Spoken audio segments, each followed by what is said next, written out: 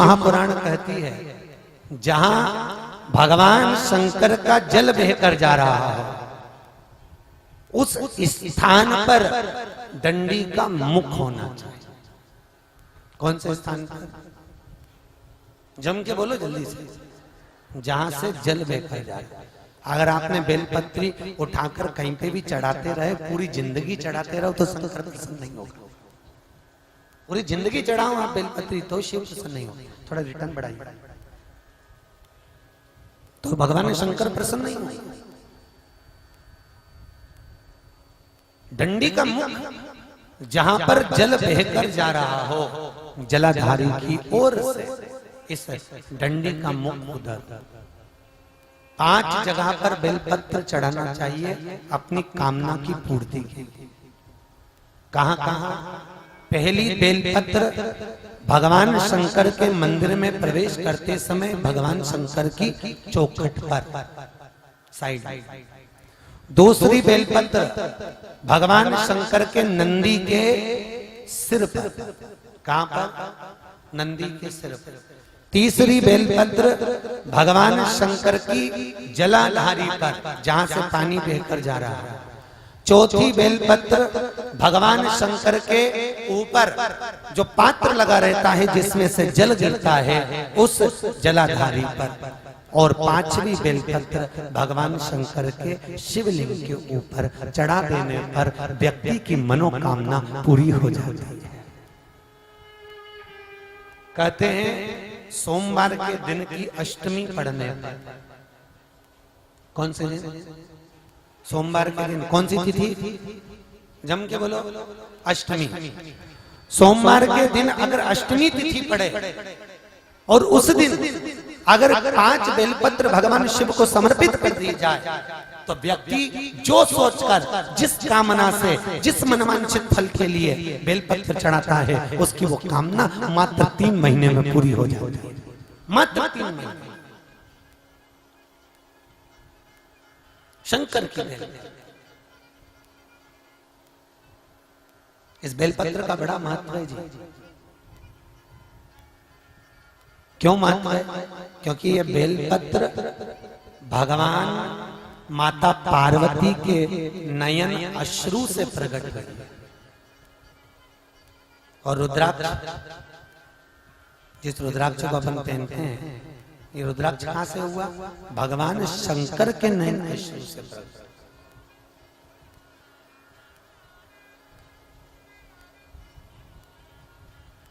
People के वृक्ष के नीचे 52,000 ब्राह्मणों का वासा होता है।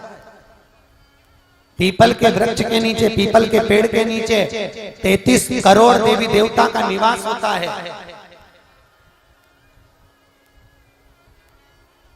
पीपल के पेड़ के नीचे सारे देवता विराजमान होते हैं, पर पीपल के पेड़ के नीचे माता लक्ष्मी का वासा नहीं है। केवल एक माता लक्ष्मी ऐसी है जिसका निवास बेलपत्री के पेड़ के नीचे होता है। किसके पेड़ के नीचे? बेल। कहते हैं जिस नारी के औलाद नहीं हुई हो, जिस नारी को संतान नहीं हो रही हो, 20 साल भी अगर नारी को हो गए, स्त्री को हो गए और संतान नहीं हो रही हो, तो सोमवार की अष्टमी के दिन बेलपत्री के वृक्ष के नीचे खीर बनाकर एक ब्राह्मण एक ब्राह्मणी को उसके बच्चे को गोदी में बिठाकर भोजन करा दो, खीर का भोग खिला दो, और उसी की खाई हुई खीर जिस नारी को औलाद नहीं हुई हो उस नारी को बेलपत्री के पेड़ के नीचे शाम के समय वो झूठी खीर खिला दो। नारी का गर्भ 3 महीने के अंदर ठहर जाता है। मात्र 3 महीने में नारी का गर्भ ठहर जाता है।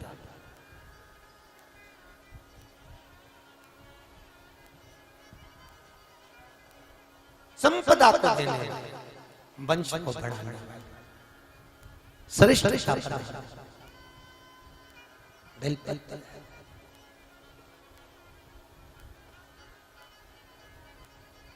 कोई व्यक्ति अगर बहुत बीमार हो ना, बहुत ज्यादा बीमार हो, या घर में एक ना एक व्यक्ति बीमार पड़ा हुआ, एक ठीक हुआ फिर एक बीमार हो गया, फिर एक ठीक हुआ, फिर बीमार हो गया। कभी सास बीमार हो रही, कभी बहू बीमार हो रही, कभी बेटा बीमार हो रहा, कभी पति बीमार हो रहा, कभी पोता बीमार हो रहा। कुछ मत करो, 5 दिन लगातार बेलपत्री के पेड़ के नीचे शाम के समय एक घी का और एक सरसों के तेल का ये 2 दिए लगाना चालू कर दो। 5 दिन लगाओ, अपने आप घर में से रोग दूर हो जाता है और घर में सब स्वस्थ रहते हैं। मात्र 5 दिन बेलपत्री के पेड़ के नीचे घी का दिया, एक सरसों के तेल के रोग को दूर देता। महाराज विचार किया जाए, पूछा गया, भगवान शिव प्रकट होकर बोले, बाबा भोलेनाथ जी ने एक लिंग की आकृति से अपनी आकाशवाणी करी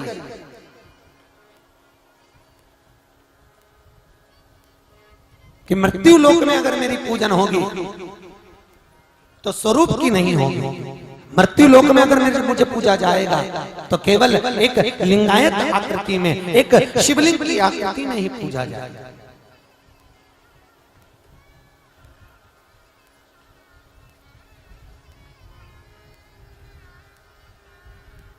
केवल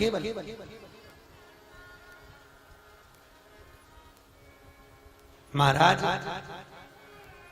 भगवान भोलेनाथ भूत भावन भूतेश्वर, मेरे महाकाल, मेरे कैलाशी, मेरे अविनाशी, मेरे भगवान भोलेनाथ। भगवान ने नारायण से कहा, नारायण तुम्हारी उत्पत्ति मुझसे हुई है। इतने में तुरंत ब्रह्मा जी ने भी सुन लिया, भगवान विष्णु ने भी सुन लिया। सुन तो लिया पर मन में धीर नहीं।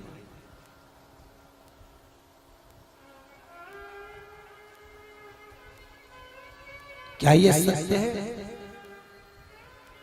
क्या ये आकाशवाणी सत्य है? मुझको तो लगता है ये आकाशवाणी झूठी है। ब्रह्मा जी कह रहे हैं, ब्रह्मा जी बोल रहे हैं आकाशवाणी झूठी है। भगवान शिव तो चले गए। भगवान विष्णु ने उसी समय ब्रह्मदेव से कहा, ब्रह्मा एक काम करो, अगर तुम्हारे मन में कोई संशय लग रहा हो, तुम्हारे मन में अगर कुछ संशय अगर है, एक काम करते हैं, भगवान शंकर के स्वरूप को देखना चालू करते हैं कि शिव जी का स्वरूप कितना बड़ा है। भगवान भोलेनाथ का स्वरूप आखिर है तो कितना बड़ा।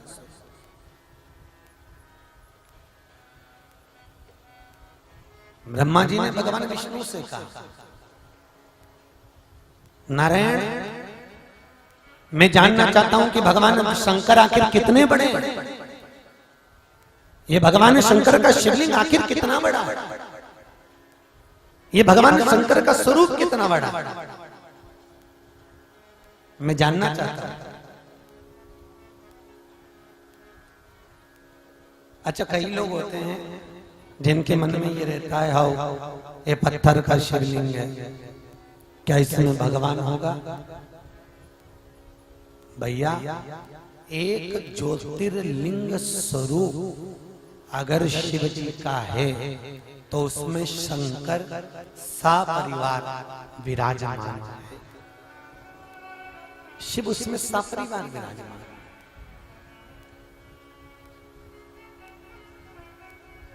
कई लोग शंकर जी के मंदिर में माता पार्वती की पूजन अलग करते हैं, गणेश जी की पूजन अलग करते हैं, कार्तिकेय जी की पूजन अलग करते हैं। पर सही मायने में अगर देखा जाए तो जहां पर भगवान शंकर का शिवलिंग रखा हुआ है, ये गोल जो है ये माता पार्वती जी की गोद है। जहां से पानी बह रहा है उसका सीधे साइड का जो भाग है वो गणेश जी का स्थान है, और जो उल्टी साइड का भाग है वो कार्तिकेय जी का स्थान है। जहां पर बीच में एक लाइन है वो भगवान शंकर की बेटी अशोक सुंदरी का स्थान है, और जो ऊपर से पानी टपक रहा है, बूंद बूंद गिर रहा है, वो गंगा जी का स्थान है।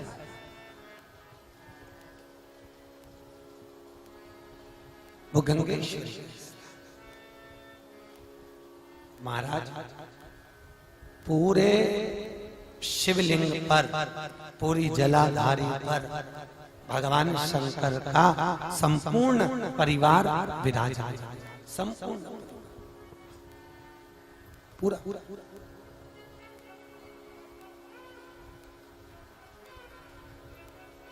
संपूर्ण परिवार। महाराज ब्रह्मा जी ने भगवान विष्णु से कहा जरा पता लगाओ आखिर भगवान शंकर का स्वरूप कितना बड़ा है। भगवान विष्णु कहने लगे चलो चलते, बताओ कहाँ जाओगे।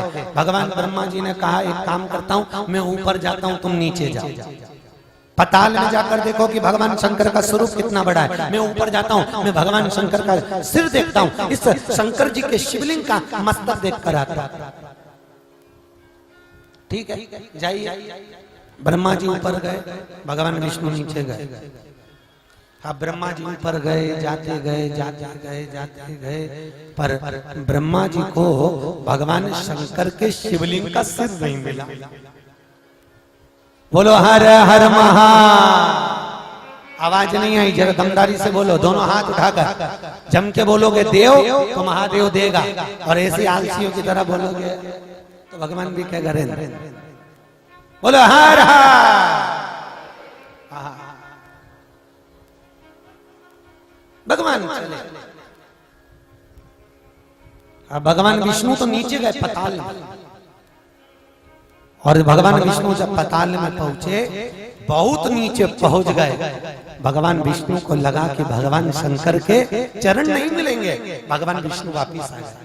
पर ब्रह्मा जी तो चढ़ते गए। ब्रह्मा जी ने कहा मैं ब्रह्मा, मैं चार मुख वाला, मैं कैसे हार मानूं। और ऊपर और ऊपर और ऊपर, ये जो मैं का संबोधन है ना, मैं ये संबोधन ही अहंकार। एक महाराज जी प्रवचन दे रहे थे, और महाराज जी ने प्रवचन में बोल दिया मेरे मुख से 7 दिन तक गंगा बहेगी, तुम सब डुबकी लगाओ। मेरे मुख से 7 दिन तक गंगा बहेगी, तुम सब गोता लगाओ, तुम सब डुबकी लगाओ। उसी में गांव का व्यक्ति बैठा था, उसने सुन लिया। गांव का व्यक्ति घर चले गए। घर जाकर अपनी पत्नी से बोला सुन। पत्नी ने कहा क्या है। पिताजी की अस्थियां रखी थी वो कहाँ है। पत्नी ने कहा क्यों, हरिद्वार जा रहे हो कि इलाहाबाद जा रहे हो। मैं तुझसे जितना पूछ रहा हूं बस उतना बता। पिताजी की अस्थियां रखी थी वो कहाँ है। पत्नी ने कहा वो लाल झोली टंगी है, उसमें अस्थियां रखी है। पति ने अस्थियों को उतारा और पिताजी की अस्थियों को एक सिलबट्टे पे रखकर उसको पीस लिया। पीस के चूरा बना के उसको पुड़िया में बांध लिया, जैसे प्रसाद की पुड़िया होती है ऐसी पुड़िया में बांध लिया, और पुड़िया में बांध कर और वो कथा में जाकर बैठ गया। महाराज जी ने फिर कहा मेरे मुख से 7 दिन तक गंगा बह रही है, डुबकी लगाओ। इतने में उठ के खड़ा हो गया, रुको महाराज थोड़ा सा प्रसाद खाओ। महाराज जी को जैसे वो चूरा दिया, पुड़िया दी, महाराज जी ने पुड़िया खोली, ब्यास पीस के बैठ के खा गए। जैसे महाराज जी खाए तो वो तो चर्र बोले। अब हड्डी का चूरा, अस्थियों का चूरा, जैसे ही चर्र बोले तो महाराज जी ने पूछ लिया अरे क्या खवा दिया। इतने में गांव का व्यक्ति बोला महाराज जी मेरे परिवार वाले रोज कहते थे ए पिताजी की अस्थियों को गंगा में खवाओ, गंगा में खवाओ, गंगा में खवाओ। तुम ही बोले 7 दिन तक मेरे मुंह से गंगा जी बह रही है, तो मैंने सोचा इतनी दूर जाके क्यों खवाऊं, यहीं खवा, यहीं पे खवा। महाराज जी तो फुर फुर करे, थूकते फिर। महाराज जी ने उस दिन से मेरा कहना बंद कर दिया। अब नहीं कहते कुछ मेरा, क्योंकि मेरा है। गुरु नानक जी की उम्र थी 12 साल। कितने साल के? 12 वर्ष। और नानक जी की माने नानक जी को बुलाया, बड़ी गरीब परिस्थिति है। तो नानक जी की माँ ने कह दिया, बेटा नानक एक काम करो, एक किराने की दुकान पर काम करो, वहां पर तुम केवल तुम्हारा एक काम है, तोलना सामान देना, ठीक है। नानक जी काम करने लगे। अब नानक जी जब काम कर रहे थे, एक शाम का समय था, एक व्यक्ति आ गया और वो व्यक्ति आकर बोला, हे नानक, ओ नानक जी, लाओ 13 किलो चावल दे दो। नानक जी ने 13 किलो चावल तोल कर दे दिए। थोड़ी देर बाद कोई शक्कर लेने आया, नानक से कहा, नानक 5 किलो शक्कर दे दो। नानक जी ने 13 किलो तोल दी। कोई आया, नानक 2 किलो नमक दे दो। नानक जी ने 13 किलो तोल दिया। कोई आया, नानक आधा किलो हल्दी दे दो। नानक जी ने 13 किलो तोल के दे दी। दुकान का जो मालिक था उसने नानक जी को बाहर निकाल दिया। नानक जी की माँ से कहा, नानक जी की माँ से बोले, माता जी आपका बेटा तो पागल हो गया, जो भी आता है उसको 13 किलो तोल कर देते जाता है। माँ ने पूछा नानक से, बेटा ऐसा क्यों कर रहा है, क्या हो गया तुझको? नानक जी कहते हैं, माँ ये संसार में कुछ भी मेरा नहीं है, हे परमात्मा सब तेरा है। और 13 के आंकड़े पर नानक जी ऐसे अटके कि वो नानक गुरु नानक के नाम से विख्यात हो गए। मात्र 13 के आंकड़े पर अटक, मात्र 13। और जगत में सबसे कठिन काम है क्या? 13 कहना। अभी कोई आपसे कह दे कि आपके ये हाथ में जो अंगूठी है ये किसकी, तो कहा मेरा। हमसे कोई पूछे तो क्या हम मेरा। घर किसका? मेरा। परिवार किसका? मेरा। पर 13 कहना कठिन है, बहुत कठिन है 13।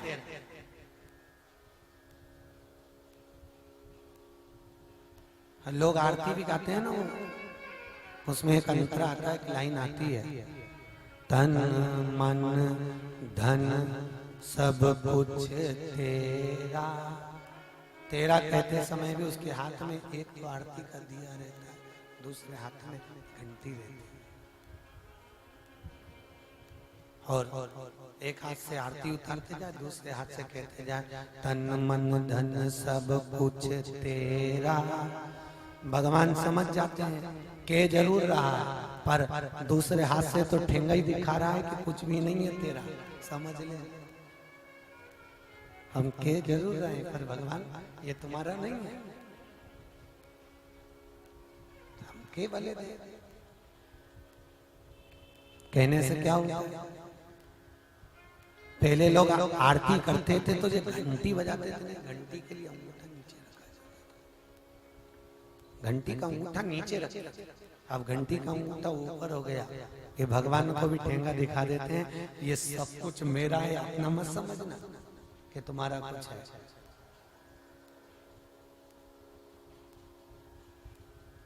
अब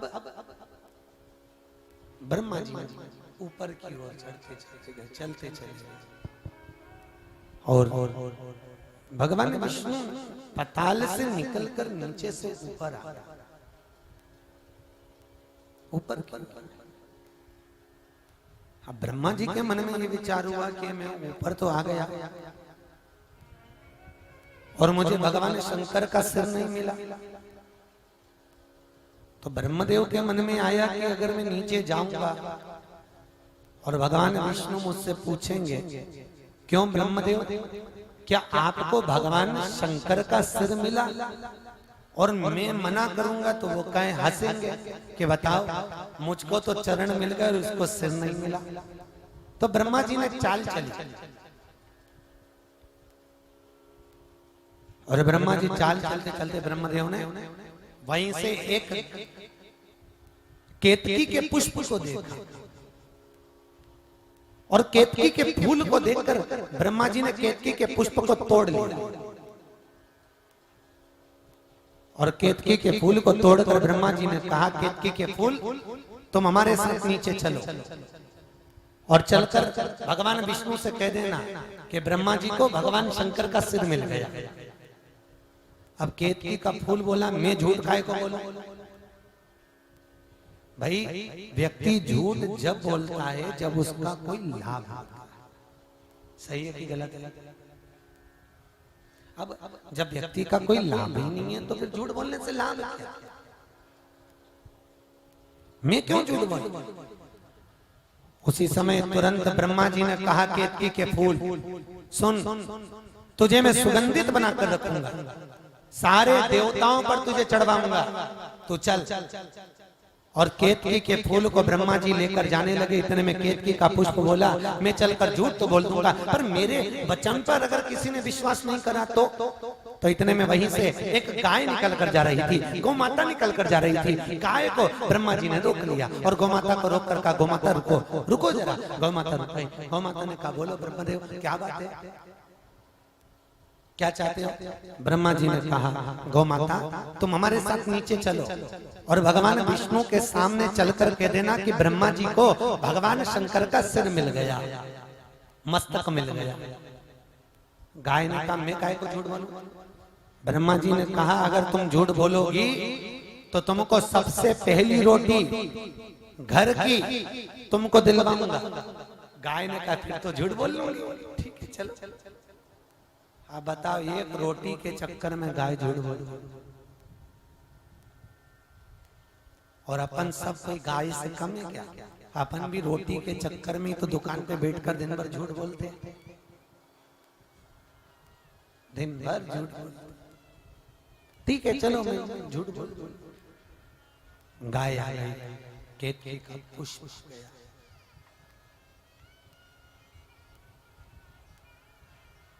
भगवान विष्णु को देखकर ब्रह्मा जी ने पूछ लिया। ब्रह्मदेव ने पूछा, नारायण आपको भगवान के चरण मिल गए? भगवान विष्णु बोले, मैं तो बता दूंगा, पर ब्रह्मा जी तुम तो बताओ, क्या तुमको भगवान शंकर का सिर मिला? इतने में ब्रह्मा जी बोले, मैं बाद में बताऊंगा, पहले आप बताओ, आपको क्या शंकर भगवान के चरण मिले हैं? भगवान विष्णु ने सत्य कह दिया कि मुझे भगवान शंकर के चरण नहीं मिले। अब देखो, एक सत्य बोल दो तो सब काम समाप्त। अब ब्रह्मा जी कितना झूठ बोल रहे हैं वो देखो। अब व्यक्ति अगर झूठ बोलता है ना, तो एक झूठ अगर व्यक्ति बोलता है तो उसको झूठ को छुपाने के लिए 100 झूठ बोलना। एक झूठ को छुपाने।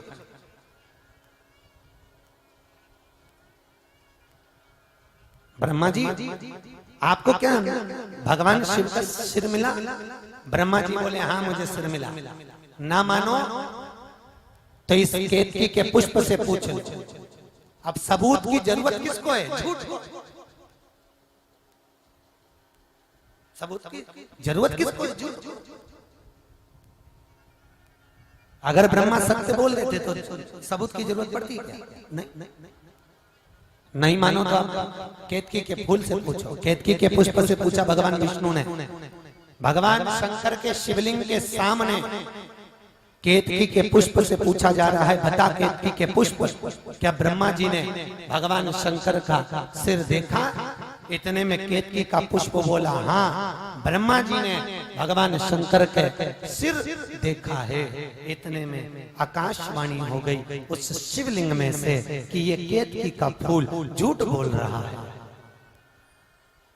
केतकी का पुष्प जैसे ही बोला, आकाशवाणी सुनकर केतकी के पुष्प ने बोला, मैं झूठ नहीं कह रहा। भगवान शंकर की आकाशवाणी हुई, हे केतकी के पुष्प, तूने मेरे सम्मुख में झूठ बोला है और तू ब्रह्मा और विष्णु के सामने मेरे सम्मुख में झूठ बोल रहा है, इसलिए मैं तुझे श्राप देता हूँ, सारे देवताओं पर तू चढ़ेगा पर शंकर पर कभी नहीं चढ़ेगा। और अगर केतकी के फूल अगर तू शिव पर चढ़ भी गया तो 1000 गायों के मरने के बराबर दोष लग जाएगा। सारे देवताओं पर केतकी का फूल चढ़ता है पर शंकर जी पर नहीं। अगर शंकर भगवान पर केतकी का पुष्प भूल से भी चढ़ जाए तो 1000 गौ हत्या के बराबर दोष लग जाए। 1000 गौ हत्या के बराबर दोष मानना है केतकी के पुष्प।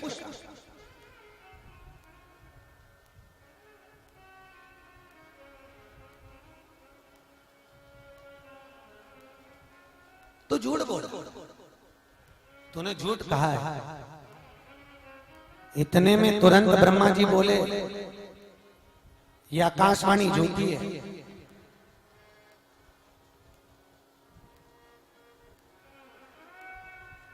इस गौ माता से पूछ लीजिए, ये गाय से पूछो। गौ माता सामने खड़ी हुई थी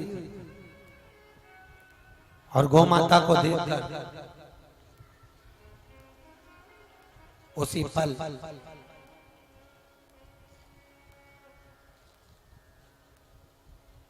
भगवान विष्णु ने पूछ लिया, गौ माता आप बताइए, क्या ब्रह्मा जी ने भगवान शंकर का सिर देख लिया?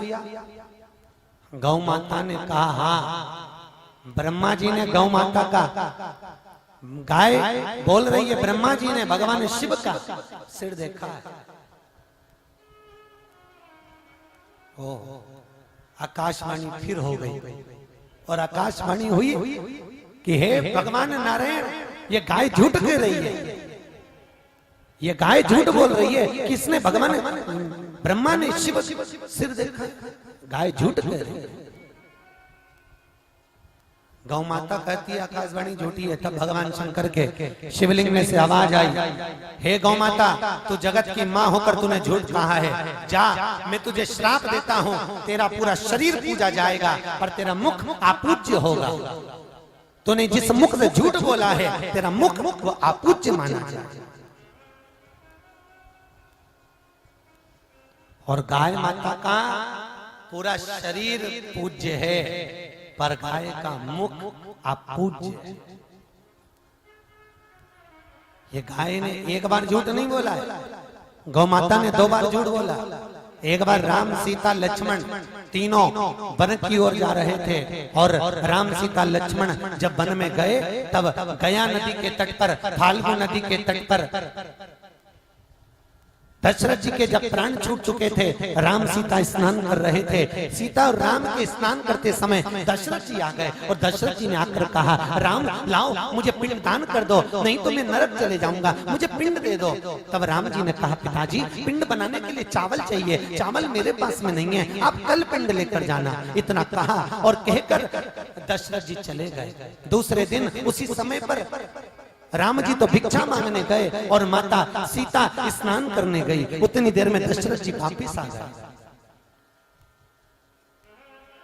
और दशरथ जी ने आकर कहा, सीता तुम मेरी बहू हो, अगर बेटा पिंड नहीं दे सकता तो घर की बहू भी पिंड दे सकती है, लाओ तुम पिंड दो। सीता जी ने कहा, पिताजी मेरे पास तो कुछ है नहीं, तुम्हारे बेटे चावल लेने गए हैं, अक्षत लेने गए हैं, वो पिंड बनाएंगे जब देंगे। सीता जी से कहा, बेटा अगर मुझे पिंड नहीं मिला तो मैं नरक चले जाऊंगा, जल्दी पिंड दो। सीता जी ने पास में खड़े हुए पंडित जी को देखा और पंडित जी से कहा, ब्राह्मण देवता मेरे ससुर को पिंड देना है।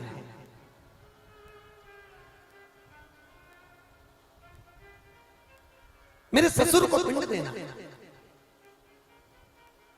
ब्राह्मण ने कहा, एक काम करो, पंडित जी बोले इस फाल्गु नदी की, गया नदी की रेत के बालू के पिंड बनाना। और गया नदी की बालू रेत का पिंड बनाया।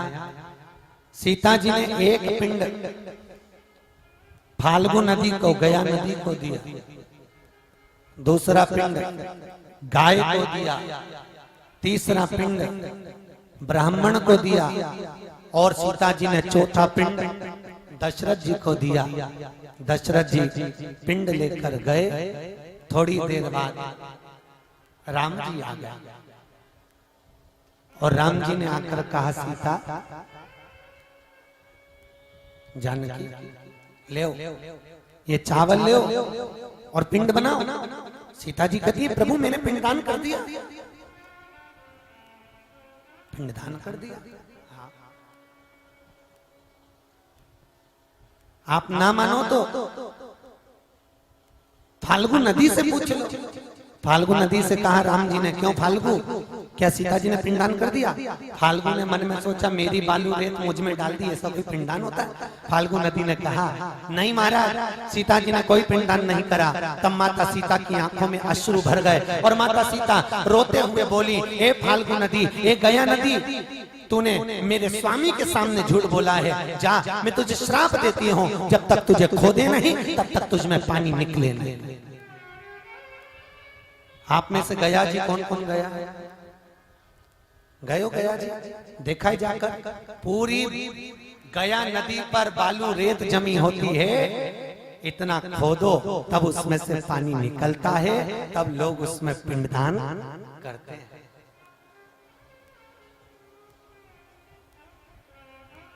गया नदी को श्राप है। सीता जी ने तब ब्राह्मण से कहा, ब्राह्मण देवता एक पिंड आपको दिया है, आप तो बोलो कि मैंने पिंडदान किया।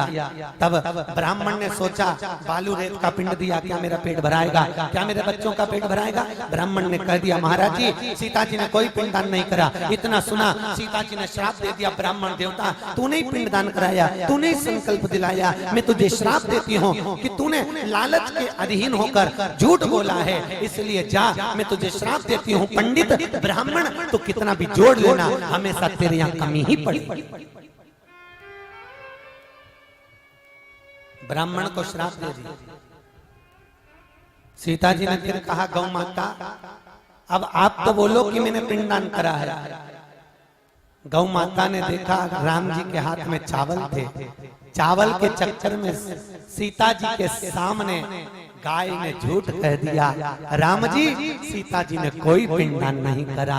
तब माता सीता ने श्राप दिया, गौ माता तू जगत की माँ होकर तू झूठ बोल रही है, जा मैं तुझे श्राप देती हूँ, तेरा पूरा शरीर पूजा जाएगा पर तेरा मुख अपूज्य होगा, क्योंकि तू झूठ बोल।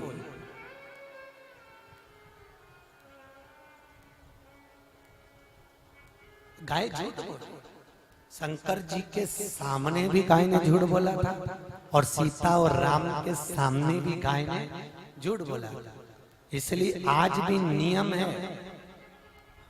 गाय दान करते हैं ना, कन्यादान आगे से, स्वर्ण दान आगे से, वस्त्र दान आगे से, पर हिंदू धर्म में केवल एक दान होता है जो पीछे से होता है। कौन सा दान? जम के बोलो, गौदान। गौदान कभी आगे से नहीं होता, गाय की पूंछ पकड़ कर करना पड़ता है।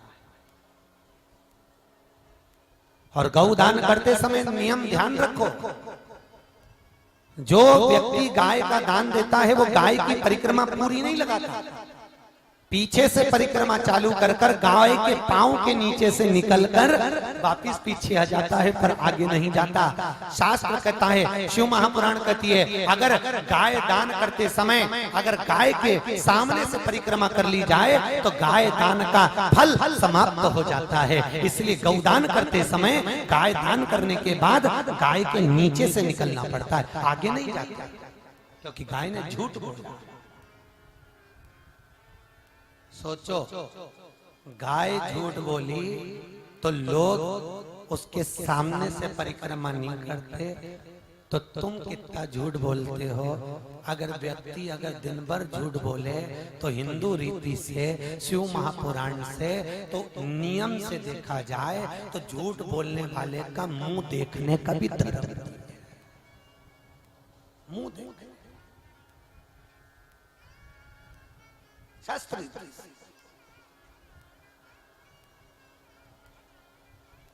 शिव पुराण कहती है, राम मंदिर में झूठ बोलोगे चल जाएगा, देवी के मंदिर में झूठ बोलोगे चल जाएगा, गणेश के मंदिर में झूठ बोलोगे चल जाएगा, किसी देवी देवता के मंदिर में झूठ बोलोगे चल जाएगा।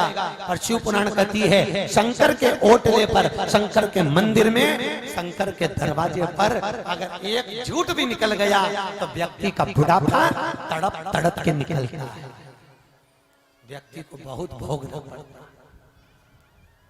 झूठ न करना। शिव जी है सत्यम, जम के बोलो, सत्यम शिवम।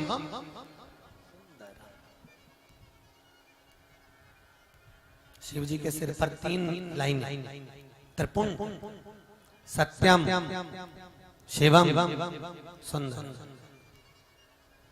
भगवान विष्णु को भी लगी है 3 लाइन, 2 सफेद 1 लाल, सत्यम शिवम सुंदरम।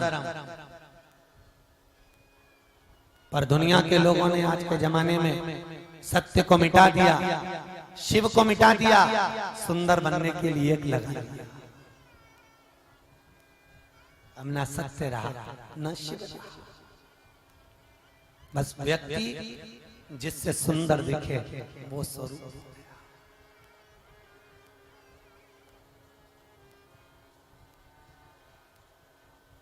सत्यमय जीवन,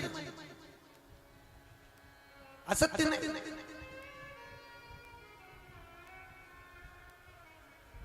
सत्य को प्रमाण की जरूरत नहीं पड़ती। पहले के जमाने में अदालत नहीं होती थी क्या? पहले के जमाने में पंचायत भी नहीं होती थी। पहले के जमाने में अगर कोई झूठ बोलता था, सत्य बोलता था, तो उसको हाथ में गंगा जली उठा दी जाती थी। उठा गंगा जली और बोल तूने ऐसा नहीं करा। गंगा जली उठाना मतलब शंकर का शिवलिंग उठा लेना, और शिवलिंग उठाया तो झूठ बोल नहीं सकता, सत्य सत्य कही।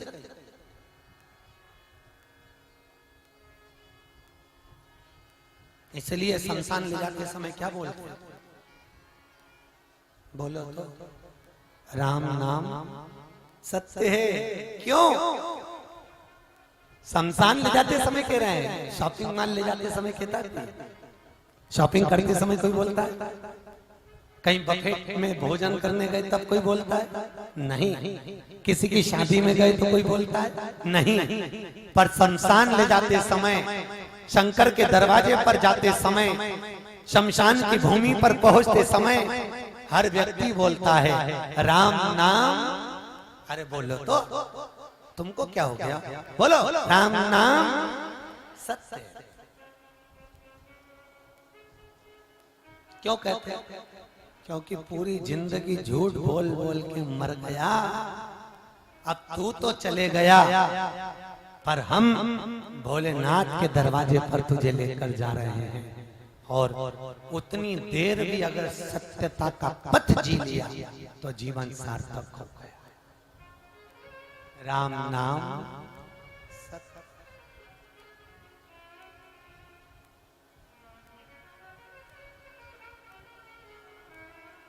झूठ गलता में फिर सुला दिया। अब बहू ने फिर सुलाया, थोड़ी देर बाद फिर 3 बार ताली बजाई, भगवान को फिर उठाया, फिर नवाया, नहला के फिर कपड़ा पहनाया, फिर खवाया, फिर श्रृंगार मिंगार करा के फिर दर्पण दिखाया। जैसे दर्पण दिखाया भगवान को मुस्कुराए। इसको लगा अपनी सेवा में कमी है, इन्हें वापिस कपड़ा वपड़ा उतार के भगवान को फिर रजाई में चला। सुबह 9 बजे से भगवान को बस नहला रही, कपड़ा पहना रही और सुला खिला कुछ। दोपहर की 2 बज गई, भगवान को लगा हर बार नवा नवा रही, खवा तो कुछ ही नहीं।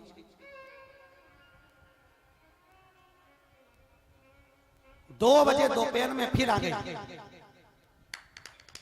फिर उठाया, थाली में बिठाया, फिर नवाया, कपड़े पहनाए, मुकुट कांचनी लगाई, दर्पण उठा के भगवान को दिखा रही थी। भगवान ने सोचा अब मुस्कुराना जरूरी है, अगर हंसूंगा नहीं तो फिर नवा देगी, खवाएगी कुछ नहीं। और भगवान जैसे उसने दर्पण दिखाया, पीतल की मूर्ति में से 2 दांत नजर आ गए। भगवान के 2 दांत दिखे, पीतल की मूर्ति में से भगवान मुस्कुरा दिया। अब इसको लगा अब भगवान मुस्कुरा, अब भगवान को राजभोग कराया, फिर सुलाया। अब रोज ये भगवान को दर्पण दिखाने के लिए उठाए, उससे पहले भगवान मुस्कुरा दे, क्योंकि भगवान को मालूम नवा देगी फिर से। सुला फिर भगवान 8 दिन बाद सास आ गई, और 8 दिन बाद जब सास आई, सास ने आकर बहू से कहा बेटा अब मैं सेवा कर लूंगी, तू काम कर। सास सेवा करने बैठी, सेवा करी, सास ने नहलाया कराया सब कुछ, और सास दर्पण दिखाने के लिए उठाई। इतनी देर में भगवान की मूर्ति में से आवाज आई, माँ दर्पण तो तेरी बहू दिखाएगी, उसको बुला दे, बहुत जोरदार दिखाती है।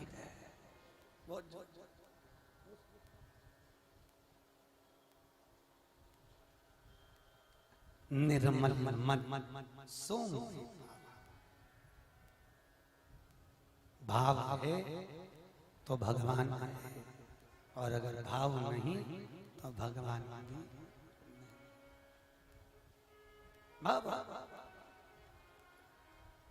भगत बिना ये कुछ भी नहीं है और भगत हैं इनके प्राण, भगत के वश में है भगवान, भगत के वश में है भगवान, भगत के वश में है भगवान। भगत बिना ये कुछ भी नहीं है और भगत हैं इनके प्राण, भगत के वश में है भगवान। केवल भाव से रिझाओगे भगवान मिल, भाव नहीं तो भगवान नहीं। तूने झूठ कहा,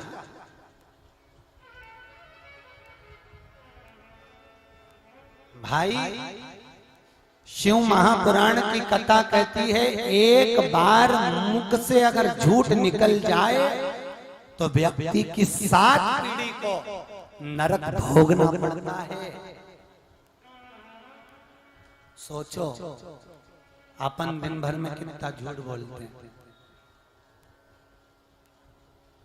इतनी कथा भागवत हो रही है, इतनी कथा भागवत हो रही है, इतनी कथा भागवत हो रही है कि पूरा वैकुंठ भराते चले जा रहा है और नरक खाली की खाली। भगवान विष्णु को चिंता लग गई, उनने शंकर भगवान को बुलाकर कहा भोलेनाथ पूरा वैकुंठ भरा गया, नरक खाली रह गया। लोग भागवत सुन रहे हैं, कथा सुन रहे, शिव महापुराण सुन रहे, सुन सुन के ऊपर आ रहे ढेर सारे। अब सब इतनी सारी कथा सुनेंगे तो कहाँ जाएंगे बताओ, कहाँ जाएंगे? नरक की वैकुंठ ही जाएंगे ना, सब वैकुंठ में, नरक खाली। क्या करें? भगवान शंकर ने कहा चिंता मत करो, मैंने एक मनुष्य की बुद्धि बिगाड़ दी है और उससे एक ऐसा यंत्र का निर्माण करवाया है कि व्यक्ति कितनी भी शिव पुराण सुन ले, कितनी भी भागवत सुन ले, कितना भी दान कर ले, कितना भी पुण्य कर ले, पर उसके मुंह से झूठ निकल ही जाएगा। तो शंकर भगवान से पूछा ऐसा कौन सा यंत्र बनवाया है आपने? शंकर भगवान बोले मैंने एक मोबाइल रूपी यंत्र बनवाया है जिस यंत्र पर व्यक्ति दिन भर में 5-10 बार तो झूठ बोल ही ले, और व्यक्ति एक झूठ बोलता है तो नरक जाता है, तो 10 झूठ बोलेगा तो जितनी कथा सत्संग सुनेगा सब नरक जैसा होगा। महाराज लोग पूछते हैं इतनी कथा महाराज जी, इतनी कथा हो रही, जब टीवी चालू करो जब कथा मिल जाए। हमारे नगर में, हमारे गांव में, सुजानपुर हो, पंजाब हो, पठानकोट आदि आदि जहां जहां जिस स्थान पर जाओगे हर जगह पर कथा ही कथा। भोपाल हो, इंदौर हो, सोनीपत हो, हरियाणा में जहां जहां कथा ही कथा, वृंदावन चले जाओ कथा ही कथा। इतनी कथा महाराज, इतनी कथा क्यों? भाई शास्त्र कह रहा है जैसे बहुत सारे स्कूल होते हैं और स्कूल में विद्या अध्ययन कराया जाता है, किसी स्कूल में अच्छा अध्ययन कराया जाता है, किसी में हल्का कराया जाता है, पढ़ने वाले के ऊपर है। उसी तरह यह पाठशालाएं लगी है, सत्संग संकीर्तन कथाएं चल रही है। उस संकीर्तन सत्संग में जो जाकर बैठ गया, जिसने जितना ग्रहण करा उतना पाकर वह भगवान की शरणागति में पास होता चले गया और निकलता चले गया। सार्थकता गाय झूठ बोल दी, झूठ ना बोलिए, जीवन को सत्यमय बनाइए, अपने जीवन को सत्यपूर्ण बनाइए। घर में सत्यनारायण भगवान की कथा करवाते हो? करते हो? कब कराना? जब जिंदगी में एक दिन तुम सत्य बोल लो तो सत्यनारायण की कथा करवा। असत्य बोलकर सत्यनारायण की कथा नहीं। वो एक व्रत होता है ना, माता करती है शुक्रवार। कौन सी माता? जम के तो बोलो, संतोषी माता। क्या नहीं खाते? क्या नहीं खाते उसमें? खट्टा नहीं खाते। माता कहती है आज हमारा शुक्रवार का व्रत है, हम खट्टा नहीं खाएंगे, पर खट्टा बोल लेगी। अब ईमानदारी से बोलो, तुमने अगर किसी से खट्टा बोला, तुमने किसी से अपशब्द कहा, तुमने किसी से आड़ी टेढ़ी बात करी, तो खट्टा ना खाया और खट्टा बोल लिए तो व्रत लगेगा क्या? बोलो तो सही। नहीं, अच्छा बोलिए, वाणी ऐसी बोलिए जो मन का आपा खो, निर्मल बात।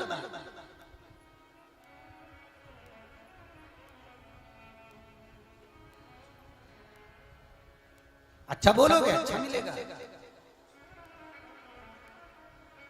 बुरा बोलोगे बुरा ही मिलेगा।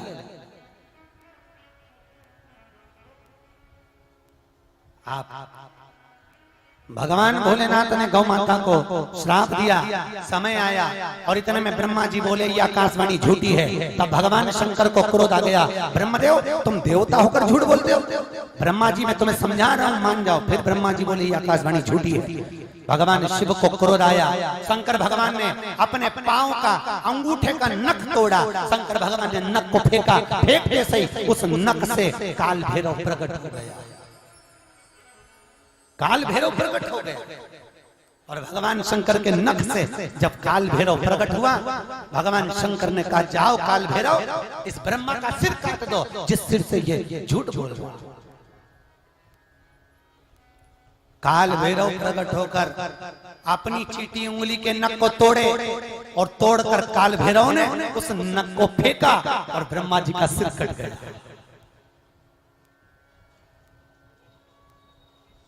ब्रह्मा का मस्तक कट गया,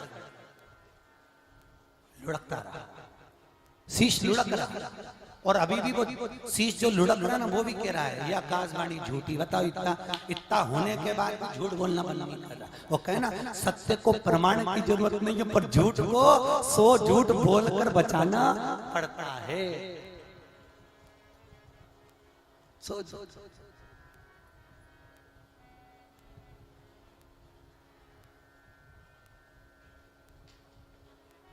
फिर वही वाली बात आ गई कल, मत बुरे कर्म कर बंदे वरना पछताएगा, भगवान की आंखों से तू बच नहीं पाएगा, तू बच नहीं पाएगा।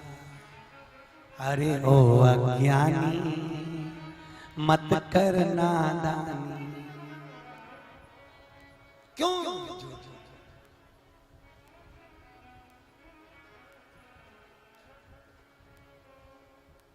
क्यों झूठ बोला जाए? सत्यमय जीवन को जीने का एक परिभाषित था।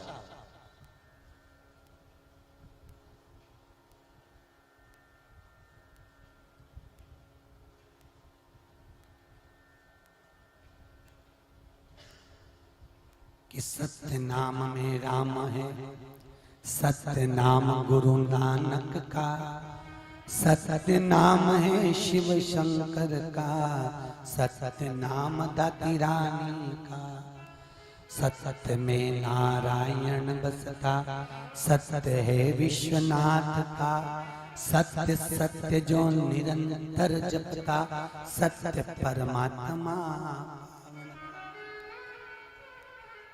केवल सत्य जपण से सत्य के प्राप्ति का एक मूल उद्देश्य प्राप्त हो जाए। झूठ कब बोलना? झूठ बोलने का भी स्थान दिया है शिव महापुराण। कोई गाय कसाई की आंख कटने जा रही हो, वहां जाकर कह दो ये गाय मेरी है, वहां झूठ बोल लो किसी को बचाने के लिए, झूठ वहां चल जाएगा। कोई भूखा है और घर में तुम भोजन करने के लिए बैठे हो और आपकी थाली में अगर 2 रोटी ज्यादा रखी है तो पत्नी से कहो मेरे को भूख और लगी है 2 रोटी और दे, वो 2 रोटी और देगी और 4 रोटी उठाकर किसी भूखे को भोजन करा दो, वहां झूठ चल जाएगा। झूठ कहां बोलना वो भी स्थान दिया है।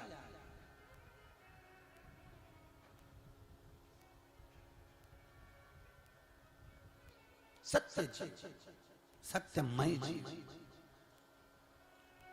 आज गौ माता के बारे में ब्रह्मा जी का सिर कटा, ब्रह्मा जी का सिर कटा, लुढ़कता गया, लुढ़कता गया। ब्रह्मा जी झूठ बोलते रहे, अभी भी झूठ बोल रहे हैं, यह कांच बनी झूठी है। और सिर लुढ़कता लुढ़कता गया। ब्रह्मा जी के मस्तक से रक्त की धार निकली। वो रक्त की धार से एक नदी प्रकट हो गई, जिस नदी का नाम है कर्मनाशा। कौन सी नदी है? जम के बोलो, कर्मनाशा। ये नदी उत्तर प्रदेश में लखनऊ से इलाहाबाद के बीच में बहती है। ये नदी का जल कर्मनाशा नदी से है। इसका मतलब यूपी गवर्नमेंट ने बड़े बड़े बोर्ड लगा रखे हैं इस नदी के तट पर। 14 किलोमीटर की ये नदी के तट पर लगे हैं। इस नदी में हाथ मत धोना, इस नदी में पांव मत धोना, इस नदी में स्नान मत करना, यह कर्मनाशा है। इसमें अगर कोई ने हाथ धो लिया तो उसके 7 जन्म में, उसकी 7 पीढ़ी में, उसके दादा परदादा माता पिता ने जितना दान, जितना पुण्य, जितना सत्कर्म, जितनी कथा पुण्य करा होगा वो सब नष्ट हो जाएगा। इसलिए भारत की भूमि पर केवल एक नदी ऐसी है, कर्मनाशा, जिस नदी का जल कुत्ता भी नहीं पीता। कौन सी नदी? कर्मनाशा। अगर नेट पर सर्च करोगे तो वो 12 किलोमीटर की बताएगी। शिव महापुराण में 14 किलोमीटर लिखा। कितना किलोमीटर? कर्मनाशा नदी, जिस नदी का जल कोई पक्षी नहीं पीता, जिस नदी का जल कोई जीव नहीं पीता, जिस नदी का जल पशु पक्षी नहीं पीता, जिस नदी पर कोई हाथ नहीं धोता। क्यों? अगर इस नदी में ब्रह्मा जी के रक्त से बनी हुई इस नदी में अगर कोई ने हाथ भी डाल दिया तो उसके कर्म का नाश हो जाता है, उसके कर्मों का नष्टता हो जाता है। कर्म कर्मनाशा। कोई गया है? हाथ तो नहीं धोए? धोना भी मत हो।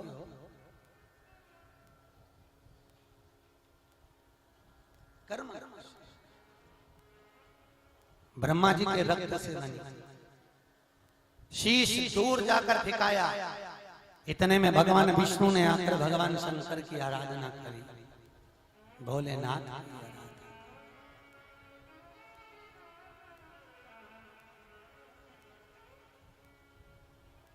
हे शिव। भगवान विष्णु कह रहे हैं भगवान शंकर की आराधना करते।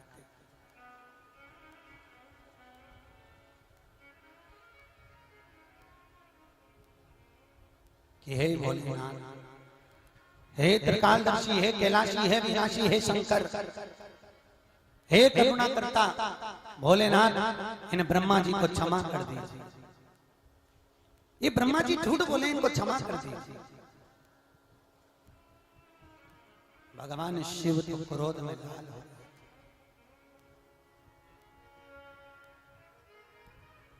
भगवान विष्णु ने फिर आराधना की।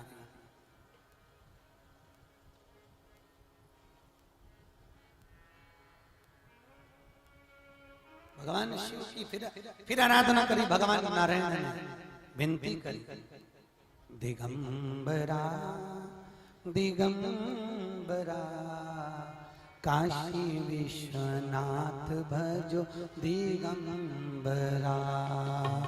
दिगंबरा दिगंबरा काशी विश्वनाथ भजो दिगंबरा। सब बोलिए, दिगंबरा दिगंबरा काशी विश्वनाथ भजो दिगंबरा। दिगंबरा दिगंबरा काशी विश्वनाथ भजो दिगंबरा।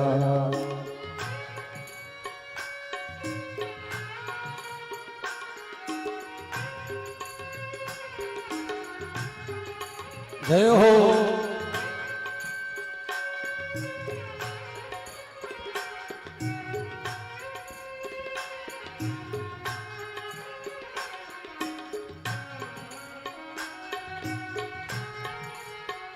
पीछे वाले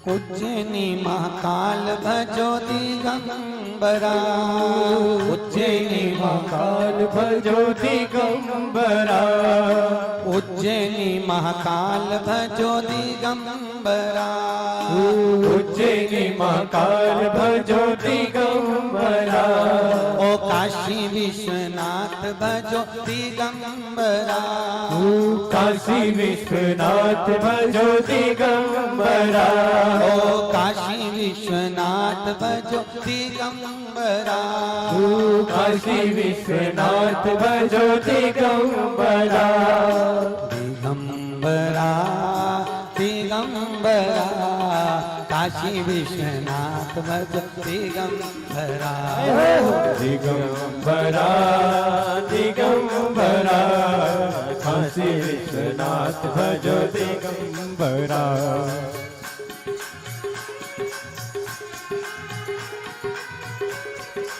दोनों हाथों से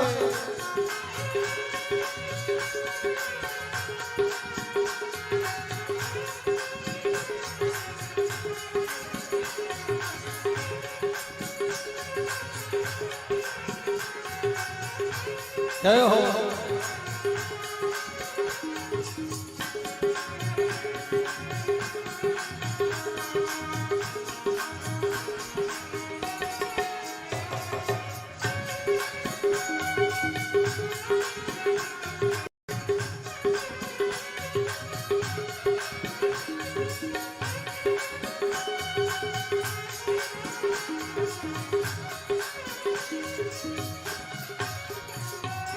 सोम जी का नाथ भजो दिगंबरा, सोम जी का नाथ भजो दिगंबरा, श्री शैलनाथ भजो दिगंबरा, श्री शैलनाथ भजो दिगंबरा, ओ त्र्यंबकेश्वर नाथ भजो दिगंबरा, त्र्यंबकेश्वरनाथ भजो दिगंबरा, दिगंबरा दिगंबरा, काशी विश्वनाथ भज दिगंबरा, दिगंबरा दिगंबरा, काशी विश्वनाथ भजो दिगंबरा, दिगंबरा दिगंबरा, काशी विश्वनाथ भज दिगंबरा, दिगंबरा दिगंबरा, काशी विश्वनाथ भजो